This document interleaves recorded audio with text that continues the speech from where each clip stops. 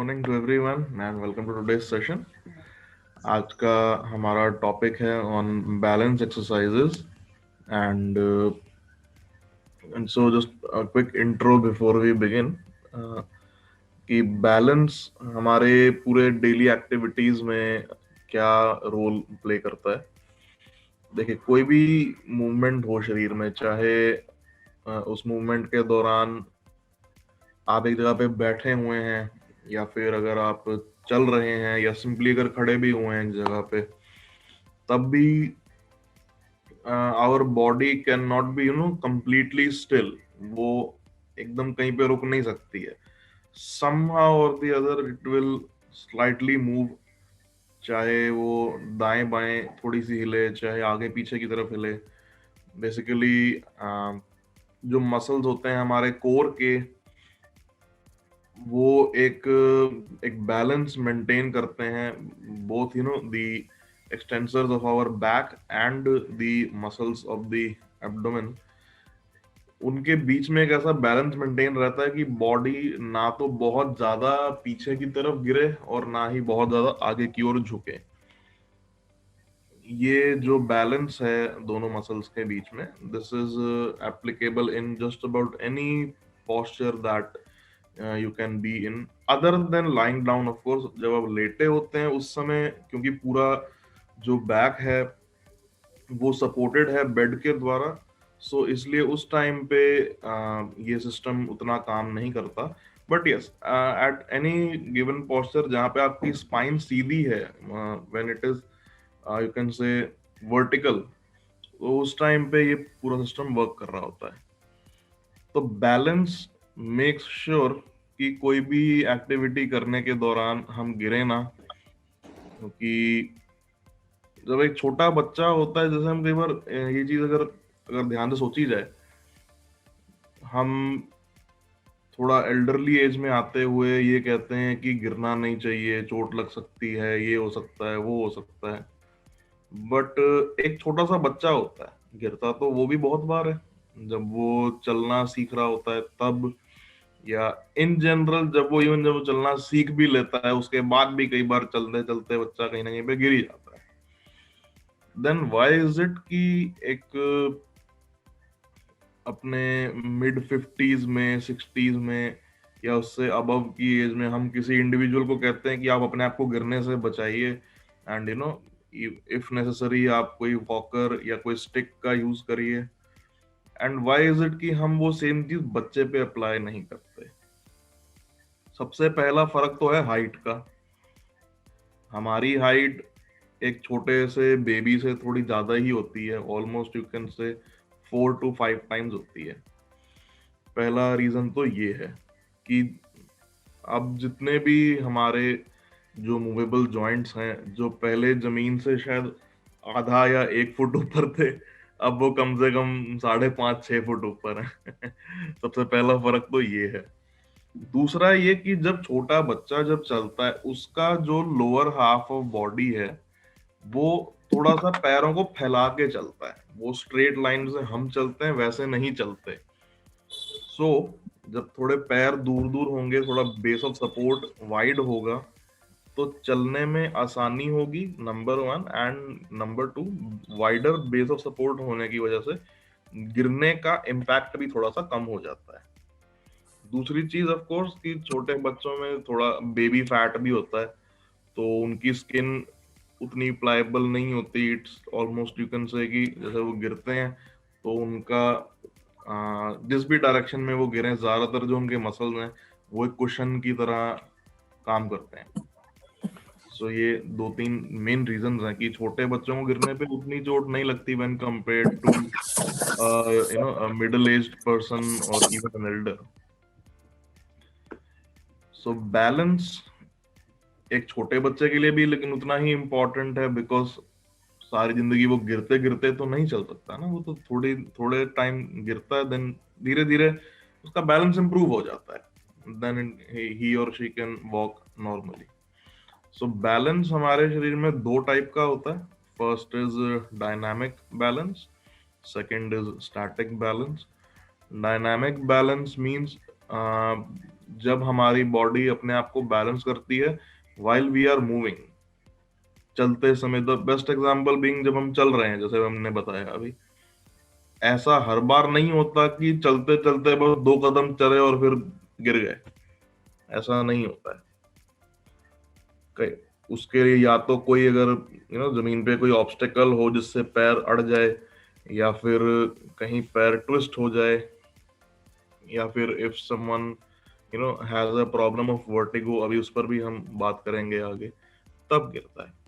वहीं एक होता है स्टैटिक बैलेंस, जैसे अभी आप और हम इस समय बैठे हैं एक चेयर पे, मैं यहाँ चेयर पे बैठ के एक स्क्रीन के सामने इन सब चीजें जैसे जैसे एक्सप्लेन कर रहा हूँ, तो जो हम बात कर रहे थे, the synergy between our abdominal muscles and the muscles of our lower back, वो सेम फिनोमेना में आप सब पे भी वर्क कर रहा है।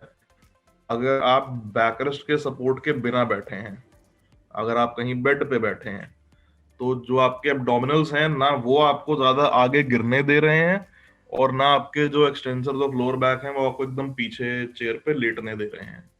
आप एक बीच में कहीं पे, जहां आपका स्पाइन एकदम कंफर्टेबल हो, वहां अपने आप सबकॉन्शियसली, ये मतलब इसके लिए कोई शरीर को प्लानिंग नहीं करनी पड़ती कि हाँ मैं इतना डिग्री आगे जाऊं, इतना पीछे जाऊं, ऐसे करूं, नहीं। आप बैठते हैं एंड उसी टाइम पे आपका शरीर अपने आप को बैलेंस कर लेता है उसके ऊपर। सो इसमें सिर्फ एक, जहां पे कभी कभी कोई डिफिकल्टी आती है, and again that is the main topic of our discussion today, कि वर्टिगो, वर्टिगो एक प्रॉब्लम होती है जिसमें this whole system can be compromised, और थोड़ा एल्डरली एज की तरफ बढ़ते हुए it does become slightly more likely कि हाँ ये प्रॉब्लम हो सकती है। तो थोड़ा इसको भी एक्सप्लेन करते हैं, then will get to the main exercises कि वर्टिगो होता क्या है। देखिए, आपके जो कान हैं, दोनों कान जो हैं, उनका काम सिर्फ सुनना नहीं होता। कानों के अंदर कान के 3 हिस्से होते हैं बेसिकली। एक होता है outer ear, the one that we can see, ये। एक होता है मिडल ईयर, मिडल ईयर जहां से पूरा ईयर कैनाल से होते हुए ईयर ड्रम की तरफ हम बढ़ते हैं, कान का पर्दा जहाँ पे होता है। उसके पीछे होते हैं, कान की 3 हड्डियां भी होती हैं, बहुत छोटी छोटी 3 हड्डियां होती हैं जो आपस में जुड़ी होती हैं, which carry the stimulus of sound from the outside environment to the brain. Then आता है इनर ईयर। इनर ईयर थोड़ा कॉम्प्लेक्स होता है, उसके अंदर फ्लूइड भरा होता है, और वो आगे उसके साथ एक नर्व्स का एक बंडल बना होता है। बंडल भी नहीं, एक तरह से कॉइल बनी होती है, वो एक के ऊपर एक ऐसे गोल गोल लपेटा हुआ होता है, उसे हम कॉक्लिया कहते हैं। And this entire system is called the vestibulocochlear system, because वही सिस्टम रिस्पॉन्सिबल है हमारे सुनने के लिए और हमारे शरीर का इक्विलिब्रियम मेंटेन करने के लिए। तो दोनों तरफ, कानों के दोनों तरफ वो फ्लूइड का बैलेंस होना जरूरी है। जितना फ्लूइड यहाँ है इतना ही यहाँ है, ना एक बूंद कम ना एक बूंद ज्यादा। बट जब हम बात करते हैं वर्टिगो की, वर्टिगो में क्या होता है? वर्टिगो 2 टाइप के होते हैं, एक होता है पोजिशनल वर्टिगो, एक होता है कन्वेंशनल वर्टिगो। पोजिशनल वर्टिगो हमें तब फील होता है जब हम, जैसे अगर हम अभी चेयर पे बैठे हैं, अगर हम चेयर से उठे और हमें चक्कर आया 1 सेकंड के लिए, देन ठीक हो गया, वो है पोजिशनल वर्टिगो। या फिर हम खड़े हुए हैं और खड़े होकर हम चेयर पे बैठे वापस नीचे, और तब हमें 1 सेकंड के लिए लगा कि जरा अभी कंफर्टेबल नहीं है, कहीं पीछे गिर रहे हैं, आगे गिर रहे हैं, 1-2 सेकंड के लिए फील होता है, देन ठीक हो जाता है, वो है पोजिशनल वर्टिगो। उठ के जब चलने लगते हैं, कई बार चेयर से उठे और एकदम से चल दिए, तो sometimes people have a tendency to fall forward, बहुत आगे झुक के चलते हैं, ऐसे 2 सेकंड के लड़खड़ाते हैं, फिर एकदम से ठीक हो जाते हैं। That is again positional vertigo. Conventional vertigo जो होता है वो थोड़ा इससे ज्यादा एनोइंग होता है, क्योंकि वो पूरा टाइम चलता रहता है। आप चाहे खड़े हो, बैठे हो, लेटे हो, आंखें खुली हो, आंखें बंद हो, आप आंखें बंद करें तब तो और ज्यादा फील होता है, ऐसा लगता है कि कमरा घूम रहा है गोल गोल, और वो ऑल द टाइम चलता रहता है। उसे हम कन्वेंशनल वर्टिगो कह देते हैं। दिस मेनली हैपन्स जब अगर तो कानों के जो दोनों तरफ जो फ्लूइड है, अगर उसमें कोई इम्बैलेंस है, उसमें कोई अगर इन्फेक्शन है, या फिर for some reason the vestibulocochlear nerve जो होती है, it's a cranial nerve basically, वो हमारे ब्रेन से निकलती है, इसलिए हम उसे क्रेनियल नर्व कहते हैं, या तो उसमें कहीं पे कोई लीजन बना हुआ है, या कोई उस पे कोई चीज उसे प्रेस कर रही है इस तरह से जो नहीं करनी चाहिए, उस कारण से ये प्रॉब्लम ज्यादातर होती है। Most of the times vertigo is a condition जिसको बॉडी अपने आप ठीक कर लेती है, because it's a problem of the cranial nerve. So cranial nerves के अंदर जितने भी डिफेक्ट्स होते हैं, वो ज्यादातर केसेस में the brain tends to repair it bit faster than other problems. Cranial nerves हमारी बड़ी इंपॉर्टेंट होती हैं। वो बहुत बड़ा टॉपिक है, उसके बारे में हम किसी और सेशन में बात करेंगे। क्रेनियल नर्व्स क्या होती हैं, उनसे उनसे उनके क्या फंक्शंस होते हैं, that will discuss in later. तो अभी हम आते हैं मेन एक्सरसाइज पे। काफी बड़ा इंट्रो हो गया इसका। So for the first exercise, आप एक पेन या पेंसिल कुछ भी अगर आपके पास हो तो प्लीज ले आइए। उसका हम यूज करेंगे, जैसे मैं पेन का यूज कर रहा हूँ।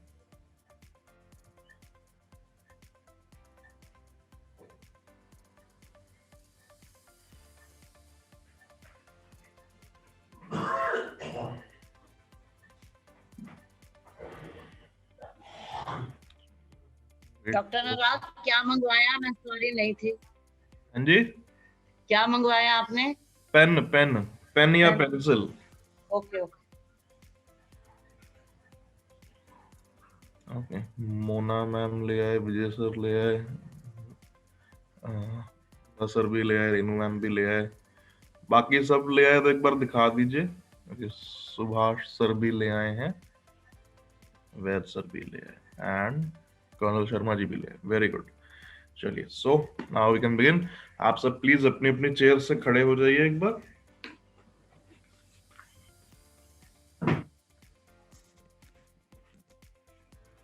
तो आज की जो एक्सरसाइजेस हैं, they are kind of a mixture of both dynamic and static balance. Okay, so pen को लेते हैं एक हाथ में, दूसरा हाथ पीछे कर लेते हैं इस तरह, और हाथ को रखेंगे सीधा एकदम आंखों के लेवल पे, हल्का सा इस तरह। पैरों को पास पास ले आइए, पैरों को जोड़ के रखेंगे, हाथ को करेंगे सीधा बिल्कुल, और पेन के टिप को देखते रहेंगे। अब धीरे धीरे पेन के टिप को साइड में ले जाना है, लेकिन बिना अपने हेड को मूव किए। सो आपने इस तरह से रखा, सिर बिल्कुल सीधा, चिन नीचे की ओर से टक नहीं करनी है, एकदम सीधी रखनी है। धीरे धीरे पेन के टिप को देखते हुए लेकर गए साइड में, एंड वापस। जहां तक आपका फील्ड ऑफ विजन आपको अलाउ करता है वहीं तक लेके जाना है, उसके बियॉन्ड नहीं। और दूसरे हाथ में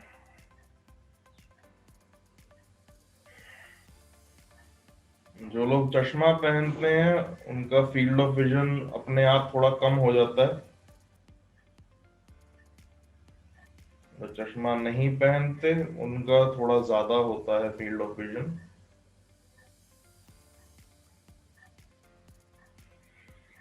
अगेन हाथ चेंज, साइड में लेके जाइए, बिना अपने गर्दन को मूव किए, बिल्कुल भी नहीं मूव करना।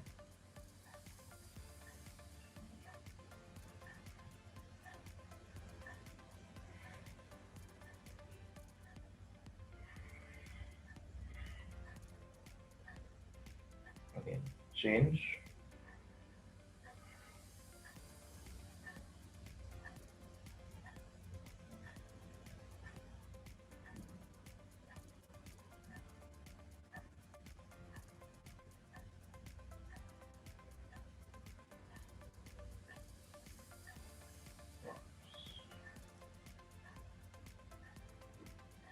ओके, रिलैक्स, हाथ नीचे, हाथ नीचे, गुड।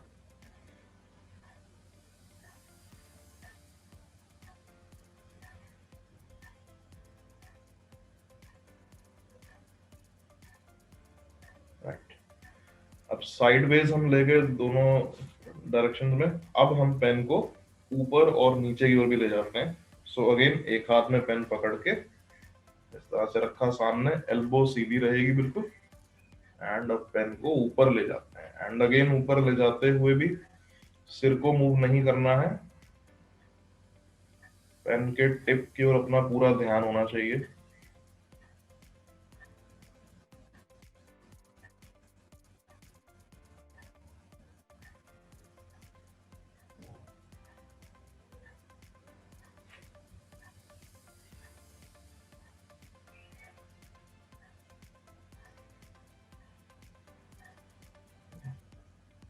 दोबारा ऊपर,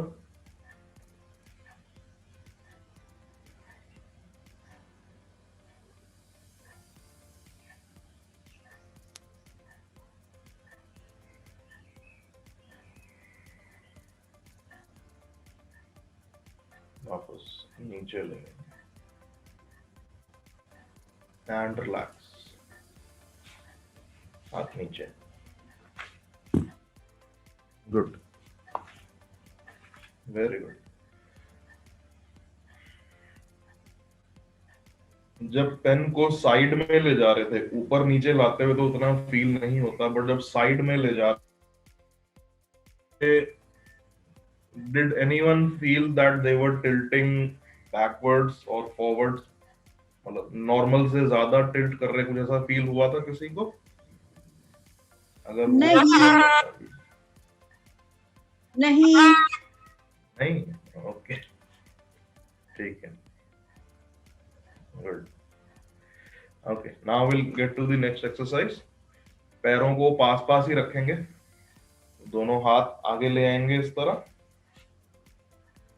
और धीरे धीरे नीचे की ओर घुटने बेंड करने हैं, वापस ऊपर आना है, लेकिन आंखें बंद करके। सो हाथ आगे इस तरह, आंखें बंद कर लीजिए, एंड देन घुटनों को नीचे बेंड करिए। एंड इफ पॉसिबल तो या तो एक बेड या सोफे के पास रखे करिएगा, ताकि अगर बैलेंस बिगड़े भी और गिरने का डर हो तो, अगर गिरे तो बेड पे ही गिरे या फिर सोफे पे ही गिरे, नीचे नहीं गिरना। प्लीज अपने आप को इंजरी से थोड़ा बचा के रखिएगा। सो आंखें बंद एंड नीचे की ओर।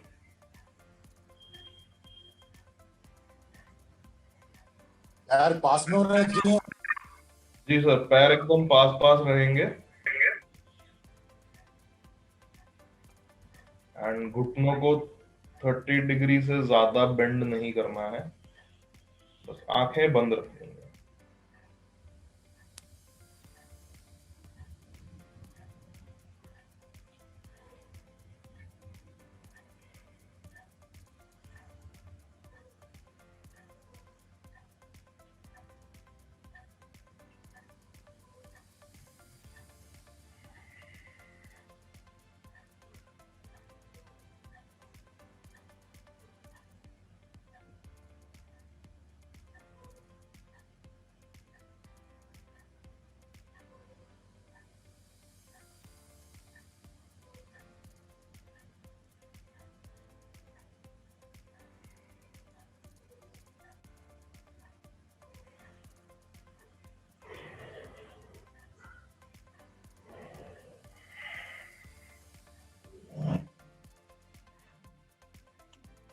रिलैक्स, दोनों हाथ नीचे, आंखें खोल लीजिए सब।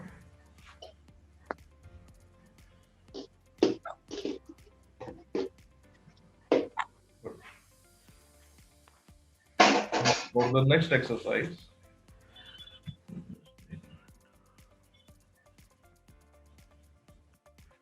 now for the next exercise, दोनों हाथों को ज्वाइन कर लेंगे इस तरह। अगेन पैरों को पास पास ले आएंगे, एल्बो स्ट्रेट, हाथ ले जाएंगे ऊपर, और अभी टोज पे खड़े नहीं होना है, अभी फिर से आंखें बंद करनी है एंड सिर्फ अपने आप को ऊपर की ओर स्ट्रेच करना है while still keeping your feet flat on the ground. अभी टोज के बल खड़े नहीं होना फिलहाल, सिर्फ स्ट्रेच करते हुए अपने बैलेंस को मेंटेन करिए, आंखें बंद रखते हुए लेकिन।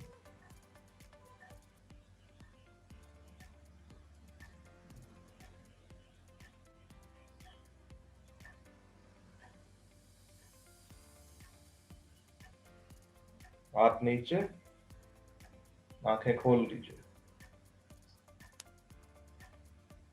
एक बार और हाथ ऊपर ले जाते हुए आंखें बंद कर लेंगे, ऊपर की ओर स्ट्रेच करेंगे थोड़ा अपने आप को।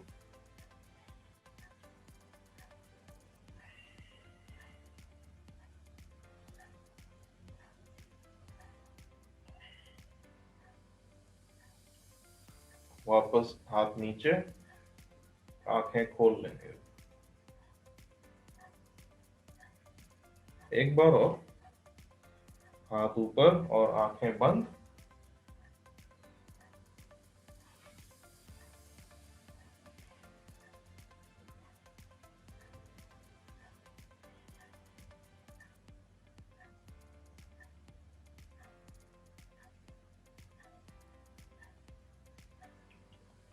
और हाथ नीचे और आंखें खोल लेंगे। Good. Now for the next one. अब हाथों को ऊपर ले जाएंगे लेकिन आंखें खुली रखेंगे एंड अब हम अपने टोज के बल खड़े होंगे। सो हाथ ऊपर, आंखें खुली रखिएगा, अब आंखें बंद नहीं करनी है और एड़ी को ऊपर उठाते हुए अपने टोज के ऊपर खड़े होना है।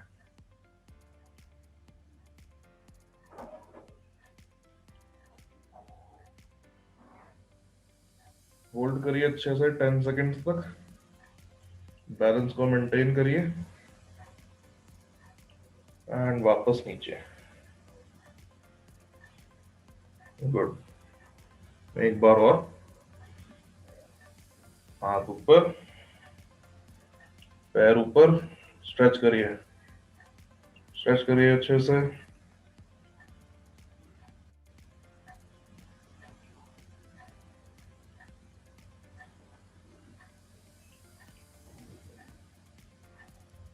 डाउन।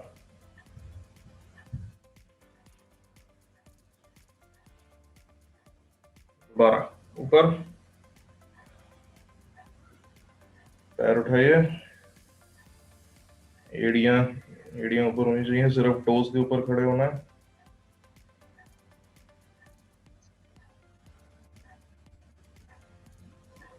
And down. रिलैक्स, हाथ खोल सकते हैं।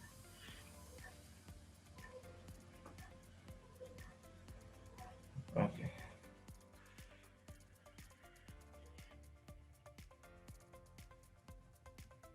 अब एक चेयर अपने जरा पास ले आइएगा because for the next exercise will need a support of chair.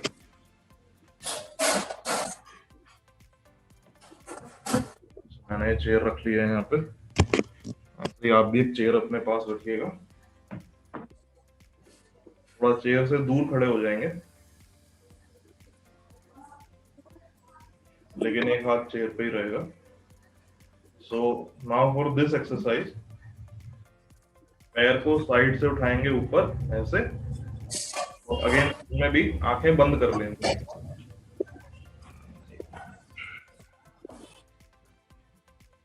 तो एक पैर हवा में इस तरह, आंखें बंद एंड स्पाइन बिल्कुल सीधी होगी। Try not to tilt too much to the opposite side. 10 seconds hold करते हैं एंड पैर वापस ले आते हैं आंखें खोलते हुए। Now for the opposite leg, पैर ऊपर,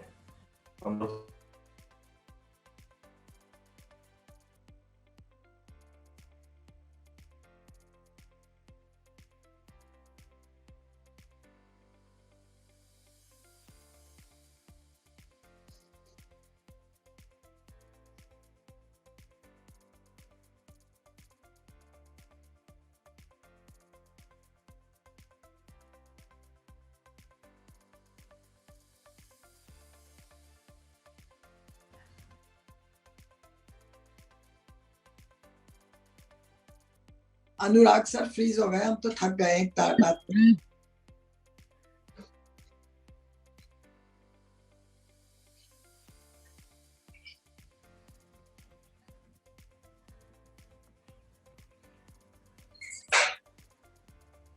एक बार और, अब राइट वाला पैर, ओह गॉड, आंखें बंद, कमर सीधी, ऐसे बहुत ज्यादा टिल्ट नहीं करना है, कमर सीधी रखनी है।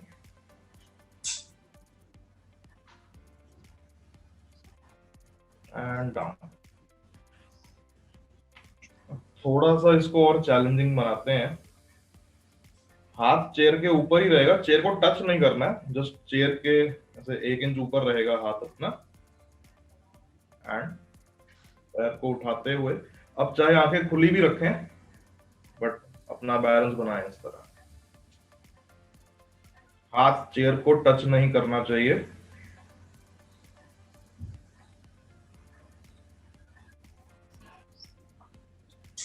अगर लगे कि गिर रहे हैं तो नहीं तो नहीं पकड़ना। चेयर को पकड़ के नहीं उठाना, पैर को चीटिंग नहीं करनी है कोई भी। डाउन। अब दूसरा पैर, अगेन हाथ चेयर के जस्ट ऊपर रहेगा इस तरह से। मेंटेन करिए बैलेंस को। कोई भी गिरना नहीं चाहिए मेरे सेशन में। डॉक्टर अनुराग राइट लेग से तो हो रहा है, लेफ्ट लेग से नहीं हो पा रहा बिना पकड़े। अगर नहीं हो पा रहा हम तो सपोर्ट ले सकते हैं चेयर का। राइट लेग हो जाता है। Okay, for those who can do, please अपना हाथ चेयर के जस्ट ऊपर रखेंगे और तब उठाएंगे।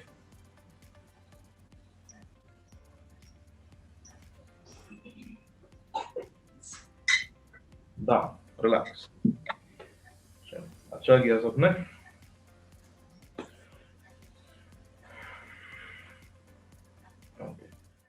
Now for the next exercise, पैरों को दूर कर लेंगे। अब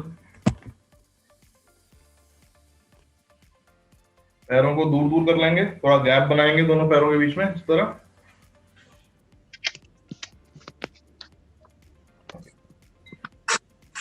और हल्का सा अपने लेफ्ट की ओर टिल्ट करिए।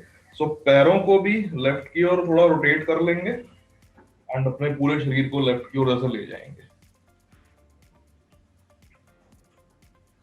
ओके, अब दोनों हाथ साइड में रखने हैं ऐसे, और जैसे जैसे हम शरीर को अपने रोटेट करेंगे, after every rotation we'll try to slightly bring our feet back in the center. मैं एक बार दिखा देता हूँ, थोड़ी ट्रिकी है ये एक्सरसाइज, श्रुति बार में शायद ना हो पाए। श्रुति एक बार आपको बता देता हूँ कैसे करनी है, जस्ट 1 मिनट दीजिएगा मेरे को।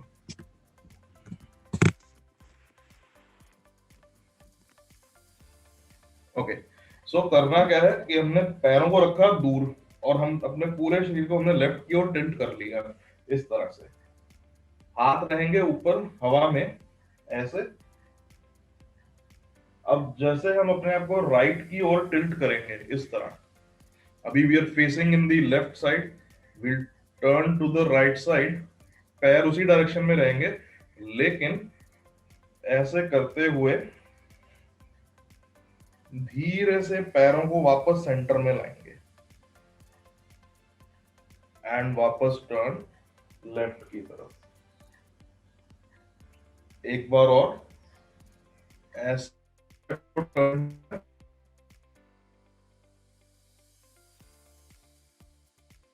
डॉक्टर अनुराग लेग्स के बारे में नहीं सोच पाए।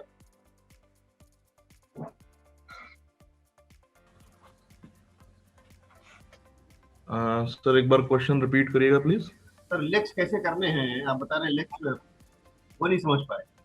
हाँ सर, मैं एक बार बता रहा हूँ, जरा कैमरा नीचे कर लूँ इसको, ताकि पैरों का आइडिया लग जाएगा ना थोड़ा, तो एक्सरसाइज पूरी समझ आ जाएगी।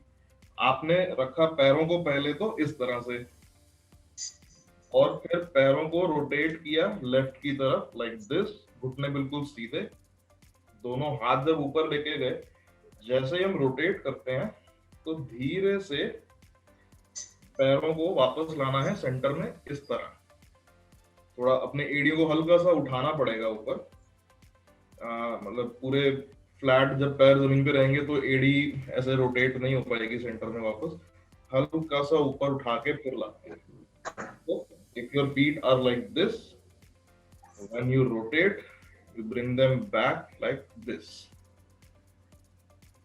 I hope कि कोई डिफिकल्टी नहीं होगी। थोड़ा ट्रिकी है, थोड़ी प्रैक्टिस चाहिए इसमें, मैं मानता हूँ। थैंक यू डॉक्टर अनुराग।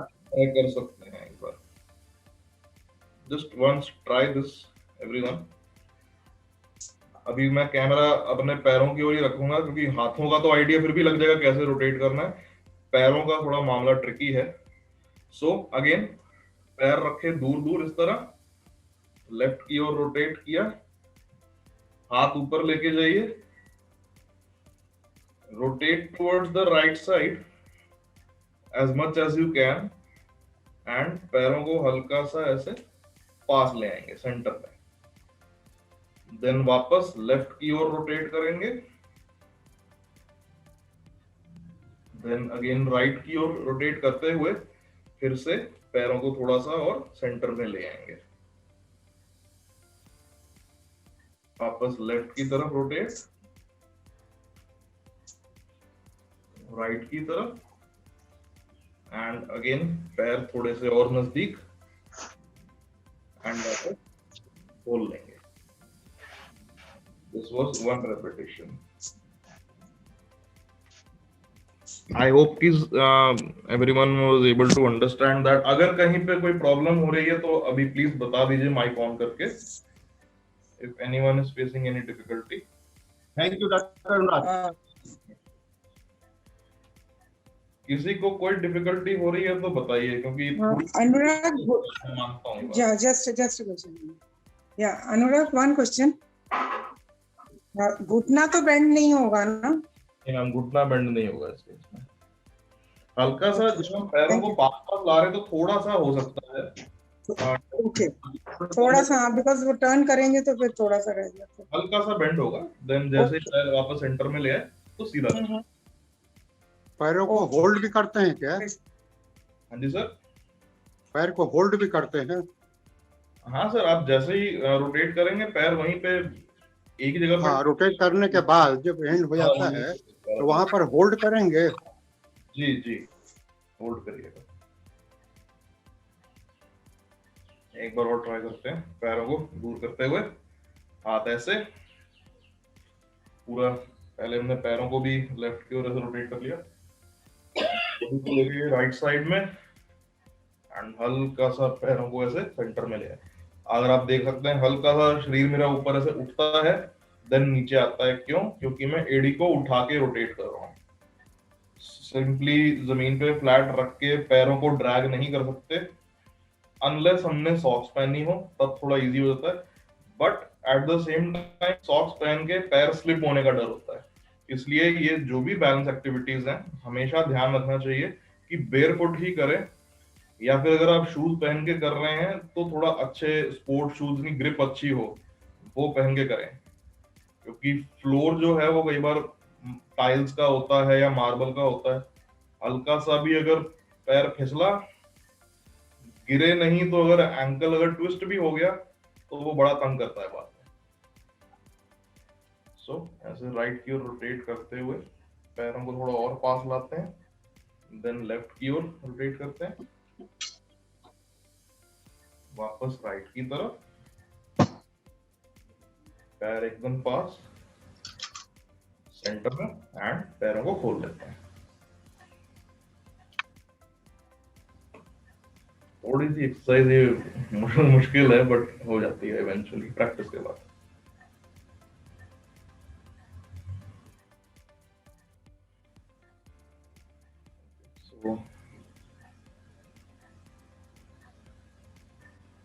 वापस पैर सेंटर में ले आइए, ठीक से खड़े हो जाइए, हाथ नीचे, Relax.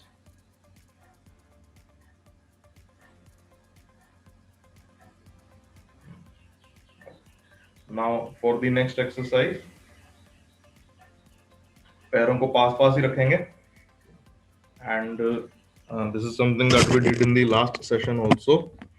Again मैं थोड़ा कैमरा नीचे कर लेता हूँ. इस तरह से पैर को एक के आगे एक रखते हुए चलना है,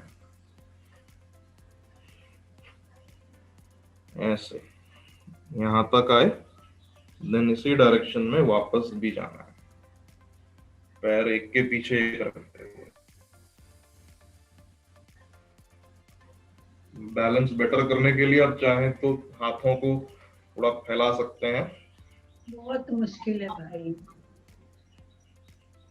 ये वाली एक्सरसाइज मुश्किल है मैम, इससे पहले वाली इजी थी. मेरे को तो ये इजी लगती है सबसे.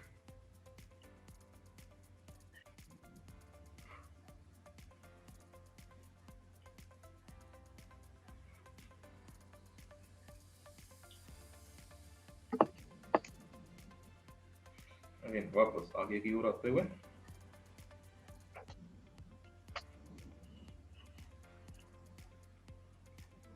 पीछे. इसका बड़ा अच्छा तरीका ये होता है कि अगर जहाँ पे मार्बल का फ्लोर हो ना, तो जहाँ पे दो मार्बल के स्लैब जुड़ते हैं आके, तो वहां पर एक लाइन बनी होती है. लाइन पे चलते हैं, लेकिन लाइन के साथ मुश्किल है. पुलिस वाले एक बार जब रोकते हैं ना चेकिंग पे देखने के लिए कि पी के तो नहीं गाड़ी चला रहे, तो वो तो टेस्ट करवाते हैं ये वाला. अच्छा, जिसको प्रैक्टिस हो जाए वो तो पी के भी अच्छे से कर लेगा, उसको थोड़ी पुलिस वाले रोकेंगे. फिर कहेंगे ठीक है भाई तुम जाओ, तुमने नहीं.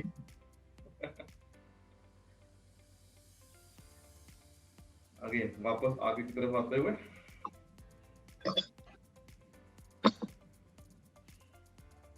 रिलैक्स. चेयर पे बैठ जाते हैं वापस.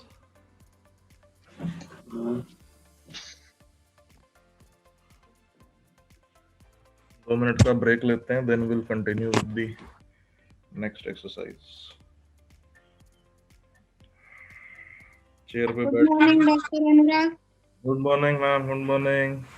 मेरे को फर्स्ट एक्सरसाइज में लेफ्ट आई थंब ले जाने में बहुत जोर से चक्कर आया. ओके. राइट की तरफ नहीं आया? नहीं, सिर्फ लेफ्ट में. बहुत जोर से पूरा ये कॉर्नर से वो कॉर्नर घुमा, और सेकेंड एक्सरसाइज तक नॉर्मल नहीं थी. इतना टाइम रहा. दैट मीन्स जो आपके इनर ईयर की जो नर्व है लेफ्ट साइड की, वो राइट से थोड़ी सी वीक हो सकती है. ओके. कानों की जो नर्व्स होती हैं उनका साउंड का कंडक्शन कैसा है कैसा नहीं है, वो जानने का एक बड़ा अच्छा तरीका होता है. एक टेस्ट होता है जिसे हम ऑडियोमेट्री कहते हैं, और वेरी इजी एंड छोटा टेस्ट होता है, हार्डली टेक्स 10 मिनट्स. कि एक जैसे हम ईयरफोन से गाने सुनते हैं ना कई बार, वो सॉर्ट ऑफ वही है. उस पे एक ईयर पीस लगा होता है और एक पीस होता है जो कि कान के जस्ट पीछे यहाँ पे लगाते हैं, हड्डी के पास, जहाँ पे हम चश्मा पहनते हैं अपना. उसमें से एक दो ऐसे आवाजें आती हैं. सो पहले इसको लगाते हैं कान पे, एंड जो ENT स्पेशलिस्ट हैं वो कहते हैं कि आपको जहाँ पे आवाज सुननी एकदम शुरू हो, जहाँ पे सुनाई देनी, वहां पे बताइएगा, एंड देन जहाँ पे वो सुननी बंद हो जाए वहां बताइएगा. लाइकवाइज जब हम उसको बाहर की ओर रखते हैं तब भी यही होता है कि जहां आपको वाइब्रेशन थोड़ी वहां पे फील होती है, हड्डी के पास ऐसा कुछ चीजें कोई वाइब्रेट कर रही है बड़ी जोर से, एंड उससे भी साउंड आती है. It is very important to note कि हमारी जो बोन से जो कंडक्शन होता है, that is actually better than the conduction of voice through our ears. क्योंकि ईयर्स के चारों तरफ जो मीडियम है जिससे कि आवाज आ रही है, वो तो एयर के थ्रू आ रही है, एंड ईयर कैनाल के अंदर भी हवा भरी हुई है. बोन कंडक्शन में जब यहां से साउंड जाती है, उसके लिए of course that source of sound needs to touch the bone, वो तभी आवाज जा पाएगी. बट किसी सॉलिड सरफेस के थ्रू जो साउंड का कंडक्शन होता है वो फास्ट होता है व्हेन कंपेयर्ड टू एयर। कई अगर आप देखें जो हेयरिंग एड्स होते हैं, जैसे पहले नहीं होते थे, अब जो रिसेंट हेयरिंग एड्स आने शुरू हुए हैं, बैक में कई बार उनका एक ईयर पीस कान में लगा होता है, तो दूसरा उसका एक आउटर पीस और होता है जो कि पीछे जाके यहाँ पे कहीं जाके जुड़ता है। वो if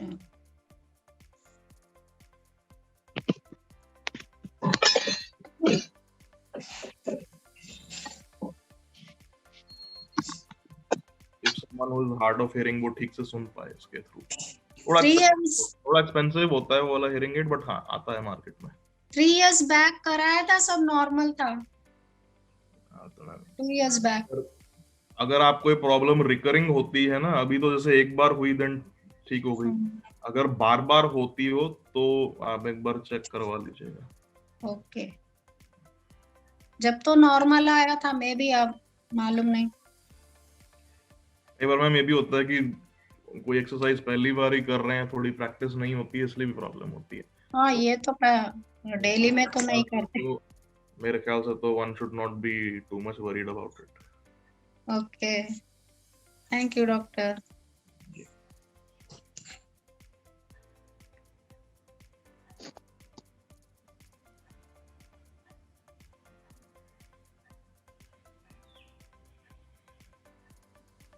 Anurag ji exercise complete हो गई? नहीं मैम, बस लास्ट एक्सरसाइज एक रह गई है। मैं वही भी कहने लगा था कि ब्रेक ओवर हो गया है, तो एक लास्ट एक्सरसाइज हम कर लेते हैं, देन और बची है द सेशन। हम तो थक गए। हां जी, मैं कि अभी और बची है, हम तो थक गए आज। थक गए? थक गए, हम भी थक गए अनुराग जी, थकावट हो गई है। एक लास्ट आज आपने रेस्ट नहीं दिया, बिल्कुल रेस्ट नहीं दिया बीच में। आज रेस्ट नहीं दिया ज्यादा, मैं थक गई, मान रहे हो ना इस बात को? चलो करा दो, एक करा दो। कभी कभी उनको भी मौका मिलना चाहिए ऐसा करने को। परवेज ही थोड़ी ना करते रहेंगे ये सब। आज डॉक्टर परवेज बन गए हैं अनुराग। परवेज बन गए हैं तो कभी कभी बनने दो। ओके ओके, बैलेंस एक्सरसाइज में बिना ब्रेक के ही करनी ठीक रहती हैं। और क्या, हाँ बात सुनो समझो तुम लोग। बैलेंस एक्सरसाइज और स्टैमिना हम करते हैं, कार्डियोवास्कुलर ट्रेनिंग जब हम करते हैं, ये दो एक्टिविटीज ऐसी हैं जो एक ही स्ट्रेच में पूरी करी जाती हैं। बाकियों में तो फिर भी ब्रेक दे सकते हैं, इसमें उतना नहीं देना चाहिए। इसमें ब्रेक पूरा फिर एक्सरसाइज खत्म करने के बाद देते हैं। So now for the last exercise, आप सब प्लीज एक बार अगेन चेयर से खड़े हो जाइए अपने। अगर बहुत ज्यादा थक गए तो मत करिएगा, फिर वापस बैठ जाइएगा चेयर पे। बैठे बैठे नहीं हो सकती। बैठे बैठे। अरे जो थक गया वो आराम करे। हाँ जी, एक्सरसाइज कंप्लीट करवा लीजिए ना। हाँ नहीं कर दी, एक्सरसाइज कंप्लीट करवाइए। जी जी जी। ओके, सो अगेन ये एक्सरसाइज थोड़ी सी डिफिकल्ट है, सो आप प्लीज अपने पास एक टेबल या चेयर का सपोर्ट रखिएगा, या फिर सोफे के पास खड़े रहिएगा। ओके, प्लीज गिरना नहीं है मेरे सेशन में किसी ने भी। तो मैं भी एक चेयर रख रहा हूँ साइड में, क्योंकि मुझे खुद भी नहीं गिरना। तो हमने इस तरह से चेयर रख ली एक साइड में। If you are standing near a bed तो और भी ठीक है, क्योंकि अगर गिरेंगे तो बेड पे गिरेंगे। अब करना क्या है कि चेयर के अगेन हाथ जस्ट ऊपर रहेगा, आधा इंच ऊपर रहेगा, या अभी चाहे फिलहाल के लिए हाथ रख सकते हैं चेयर के ऊपर, एंड एक पैर को उठा के ऐसे घुटने के पास रखेंगे। अभी मेरा हाथ चेयर पे है, धीरे से हाथ को चेयर से ऊपर उठाएंगे एंड अपने आप को बैलेंस करने का कोशिश करेंगे।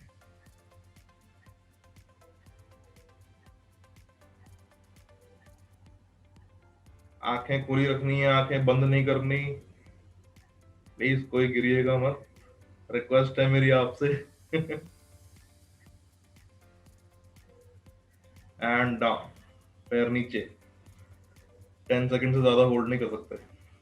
Again now with the opposite leg, घुटने के ऊपर यहां ले आए पैर को, हाथ को चेयर से हटा लिया एंड अपना बैलेंस मेंटेन करिए। नॉर्मली जो लोग मेडिटेशन करते हैं लोग तो हाथ ऊपर जोड़ भी लेते हैं, लेकिन अभी हमें हाथ जोड़ने नहीं है, हाथों को नीचे ही रखिएगा, थोड़ा साइड में ऐसे रख सकते हैं for better balance, but try not to join them. And वापस पैर नीचे ले आइए। अगेन एक बार राइट वाले पैर से,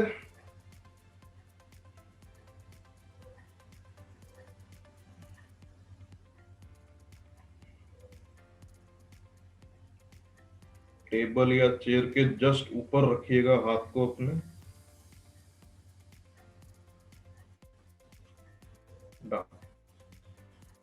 लेफ्ट वाले पैर से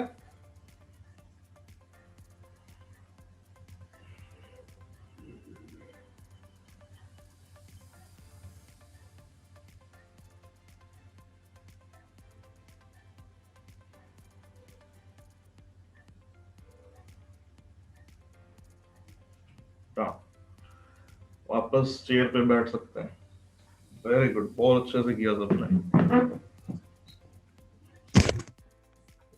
अनुराग जी आप 10 सेकंड नहीं, आप I think you have done 15 seconds not 10। May be 10 से एक आध सेकंड ऊपर नहीं, 15 तो खैर नहीं हुआ होगा मेरे से भी। ऋषि जी बच्चों से झूठ बोल के कई बार ज्यादा कराई जाती है। 15 बोलेंगे तभी 10 करेंगे। 10 बोल देंगे तो सब 5 पे ही बैठ जाएंगे। नहीं ऐसा नहीं, तो खैर मैं तो खुद 10 सेकंड से ज्यादा ऊपर होल्ड नहीं कर पाता।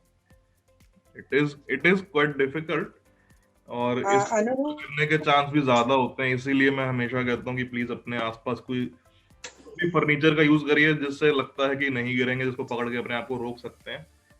अनुराग, वन क्वेश्चन, इसमें हैंड की position is just to comfort और पर्टिकुलर हैंड पोजीशन है? हम हैंड पोजीशनिंग इसमें उतनी मैटर नहीं करती कुछ नहीं है ऐसे। आप मतलब हाथों को अगर अपने साइड में, it's just to make a balance. जी जी जी, balance and again like I said safety के लिए कि अगर आपके आसपास कोई चीज है उसको फटाफट से पकड़ सकते हैं। अगर आपका हाथ नीचे की ओर है ना, तो गिरते समय आप ग्रिप नहीं बना। अगर नीचे कंफर्टेबल है तो by the time we try to reach for the chair or for table, उसका आदमी अच्छा नींद पे लेटा हो। ओके ओके, तो हम नहीं चाहते कि ऐसी कोई प्रॉब्लम हो किसी की। So these were the balance exercises. Now if anyone has any question, आप प्लीज पूछ सकते हैं अपना माइक। अनुराग जी, जी Anurag sir, this is not related to today's session. This is a question I am asking you because my son sprained his back very badly yesterday. Golf का उसने एक पंच मारा और उसकी बैक गई and he had to be transported home. तो पंच मारा? वो गोल्फ स्टिक से गोल्फ खेलने के लिए गया था तो गोल्फ कोर्स में। तो अब आप बताइए कि वो पेन को कैसे रिलैक्स किया जाए? What is that, which is cold and which is hot and how much time, which ointment to use? Back में स्वेलिंग तो नहीं लग रही है ज्यादा? मैं गुड़गांव में हूँ, he is in Oscars but I keep talking to him after every 6-7 hours. मैंने कहा अल्ट्रासेट खा लो, थोड़ा रिलैक्स हो जाएगा। अल्ट्रासेट तो खा सकते हैं, उसके साथ साथ अभी अगर कब हुआ है बैक में स्प्रेन, कितना? ये हुआ था सैटरडे मॉर्निंग। सैटरडे मॉर्निंग क्या है आज? तो मंडे। आज का दिन बर्फ का सेक कर सकते हैं, कोल्ड कंप्रेशन कर सकते हैं कल से। नॉट हॉट वो कल से स्टार्ट करेंगे। अच्छा, आज कोल्ड फर्मेंटेशन करके देख सकते हैं अच्छे से, दिन में 3 से 4 बार। एंड प्लीज टेल हिम कि एक टॉवल का रोल बना के पीछे रख के उसके ऊपर लेटें एंड सीधे बेड पे ना लेटें। सपोज कोई करवट लेके उठना, वो पता ही है सबको कि इतनी देर लगाना है cold compress? How long? For about 10 to 15 minute. अच्छा, no hot, only cold 3-4 times. Fermentation कल से स्टार्ट करेंगे। अगर आज थोड़ा लगता है ना कि पेन को धीरे धीरे रिलीफ मिल रहा है कोल्ड फर्मेंटेशन के बाद, तब अगर लगता है कि बिल्कुल भी फर्क नहीं पड़ा, then we'll continue with the hot fermentation from tomorrow. Okay. Thank you. अल्ट्रासेट ले सकते हैं साथ में। डॉक्टर अनुराग, हाँ जी। अरे सविता जी आप अपना वो बंद करिए। डॉक्टर अनुराग, ये जो मैंने वैक्सीन लगवाया है ना, तो वहाँ पर उस जगह पर बहुत स्वेलिंग आ गई है और हाथ उठाने में भी दिक्कत हो रही है। तो आज 3rd डे है, but still that pain is there and fever तो खैर है ही थोड़ा। तो क्या करे उसमें, काफी पेन हो रहा है उस जगह पे। तो आप भी वही कोल्ड कंप्रेशन करिए उसका, स्वेलिंग को कम करने के लिए। Okay. And since intramuscular injection होता है तो वो थोड़ा पेन तो करेगा ही, 2-4 दिन तो तंग करता ही है वो, देन अपने आप ठीक भी हो जाता है। अच्छा ठीक है। हाँ, तो थोड़ी सी वीनस इंजेक्शन ज्यादा तंग नहीं करते बिकॉज वेन्स की अपनी कोई पेन का सेंसेशन नहीं होता उनमें, बट वैक्सीन ऐसी जो होती हैं वो इंट्रावीनस लग नहीं सकती, they have to be intramuscular. Okay, ये ठीक हो जाता है। रश्मि जी मेरी बाजू में भी बहुत दर्द था, मैंने मेरे मूव लगाई 2 दिन, आराम आ गया था। मुझे भी बहुत पेन था। मूव लगाइए। क्यों डॉक्टर अनुराग? हाँ जी मैम, बिल्कुल ठीक। Fermentation is better. Cold fermentation का फायदा ये है कि उससे ना उसकी स्वेलिंग कम हो जाएगी। हाँ, दर्द भी कम होती है। फर्स्ट है या सेकंड है ये? 3rd day. First dose. Thank you doctor, thank you. Second dose तो भी लगते है 1 महीना, अप्रैल के फर्स्ट वीक तक ही लग पाएगी सबकी। वो हमें नहीं लगानी डॉक्टर ने। अरे इट्स टू ट्रबलसम, इतना बुखार, आधी अधूरी वैक्सीन का क्या फायदा। हाँ, एक सब लोग कह रहे हैं सेकंड में और प्रॉब्लम आएगी, दर्द वरद होएगा। अरे कुछ नहीं होता है ऐसा, सारी दुनिया लोग तो ना पहले वाली में भी डरा रहे थे खूब, पता नहीं कैसे पहले वाली में भी बहुत दिमाग खराब करा है दुनिया का, बहुत दुनिया ने खराब करा। मेरे का एक क्वेश्चन है, कोई मतलब you can say low to intermediate effects होते हैं जो, जैसे अगर ठीक है अगर आपको 99 डिग्री बुखार हो भी गया तो कौन सी बड़ी बात है, that is actually a good thing. लोग समझ नहीं पा रहे हैं उस चीज को। अगर आपकी इम्यूनिटी अच्छी है, अगर आपकी immunity is actually that strong, बुखार होगा ही होगा।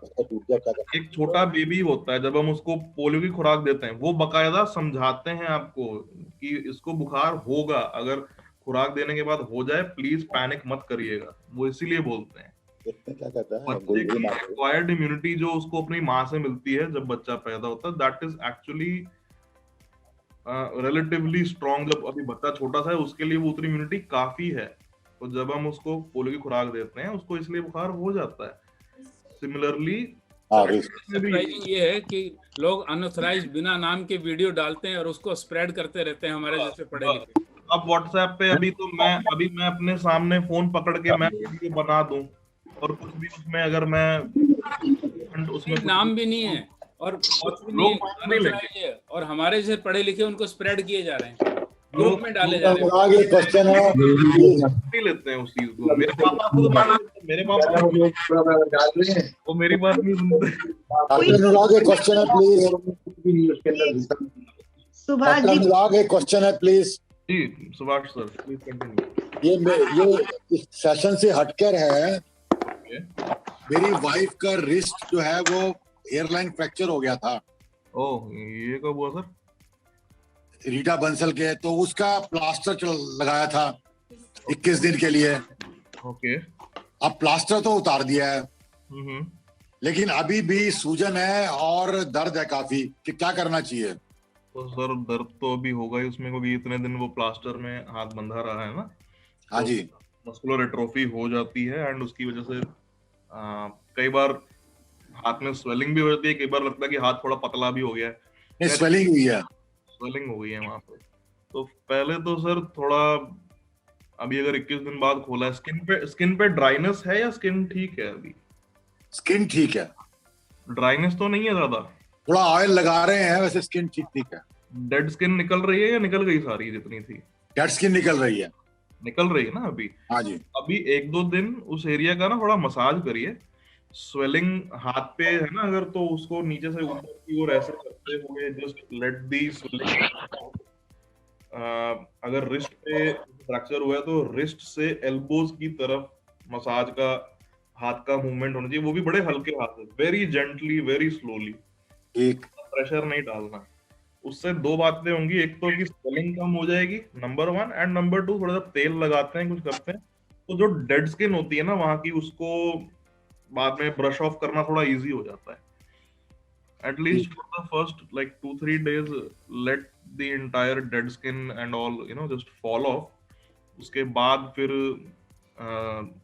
continue with the massage up till the swelling subsides. Then we'll see कि क्या करना चाहिए उस केस में। इसमें पेन किलर या फिजियोथेरेपी?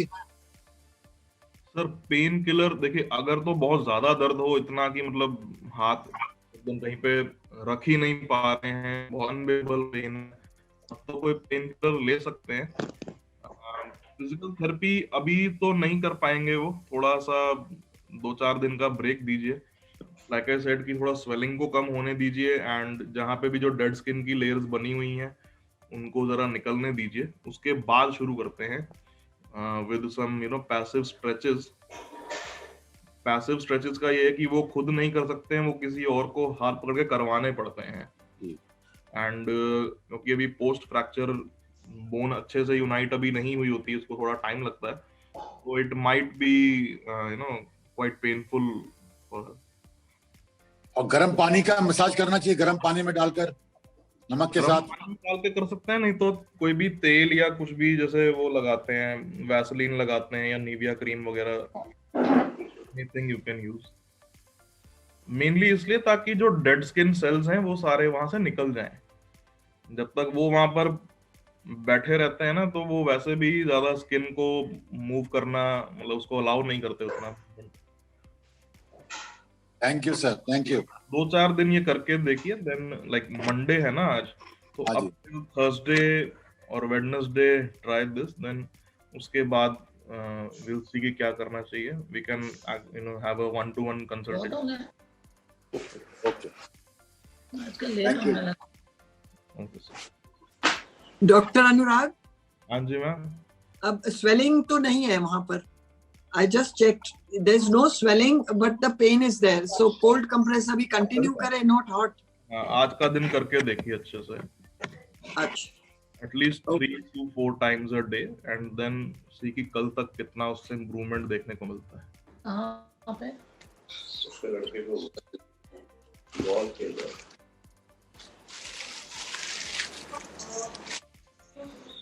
वैद सर तो लेट ही गए। वैद सर, आर यू ओके? ठीक है, माइक ऑन कर लीजिए। I'm okay sir, thank you. मैं कहा सर तो लेट ही गए। Now relaxing, now cooling down. Okay बढ़िया, चलिए रिलैक्स। राइट, सो सेशन खत्म करते हैं आज का। So thank you so much to everyone for joining in. आप सबसे अब हम मिलेंगे कल, तो अपना ख्याल रखिएगा। Stay safe everyone, stay happy. और जिन जिन का पहला डोज लग चुका है वैक्सीन का, and even for those who will be getting their vaccination done in the coming days, आप प्लीज अपना ख्याल रखिए। Check on all the symptoms that you feel after the vaccination is done. कोई panic करने वाली बात नहीं है, कोई ऐसा नहीं है कि किसी को एक चीज फील हुई, वो चीज आपको फील नहीं हुई तो उससे कुछ बड़ी प्रॉब्लम हो जाएगी, ऐसा कुछ नहीं होता है। It is your own immunities response on something which is not in it already. Vaccination के थ्रू जो हम, अगर लाइव वायरस हो या डेड वायरस हो, जब हम उसको बॉडी में इंट्रोड्यूस करते हैं तो वो उसके लिए फॉरेन ऑब्जेक्ट है। Try not to worry about it. वो इतना पावरफुल नहीं होता कि वो आपको नुकसान पहुंचा सके। बुखार 1-2 दिन में ठीक हो जाता है। एंड सबसे जरूरी कि व्हाट्सएप पे या फेसबुक पे या ट्विटर पे या कहीं पे, कोई भी सोशल मीडिया पे, प्लीज कहीं बातों पे ज्यादा बिलीव मत करिए। अनुराग जी। हाँ जी सर। अपना फोन नंबर देना जरा, फटाफट दे दे यार। सर मेरा फोन नंबर आप नोट करिए, 99 109 76 987। Thank you very much, thanks a lot. WhatsApp चलेगा ना इस पर? हाँ सर, इस पे सब चलता है। Thanks thanks thanks thanks, so nice of you, so nice of you. Most welcome. So please कोई भी रूमर्स पे ध्यान मत दीजिएगा। Like I said, social media पे बहुत लोग चीजें बहुत सारी बोल जाते हैं जिसको ऑथेंटिकेट करने का कोई हमारे पास जरिया नहीं है। तो उस पे बिलीव करके अपना नुकसान करना is not a good. Please avoid that and I will see you all tomorrow now. So take care everyone, bye bye. Thank you, doctor. Thank you, doctor.